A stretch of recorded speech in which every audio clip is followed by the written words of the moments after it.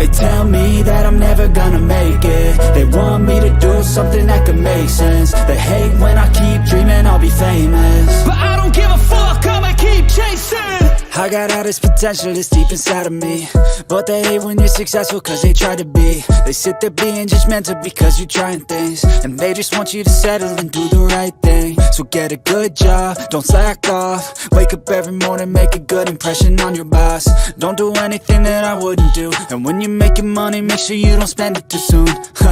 Fuck that, I'll do what I wanna do. I got a different path from everyone, and that includes you. Who are you to tell me how to live life? In these times it feels like nobody's right, yeah. So I'ma figure out what else we succeed, and then invest all of my time into that and proceed. I need whatever the hell could make me happy, and I don't think you have a clue what could that be. They tell me that I'm never gonna make it. They want me to do something that could make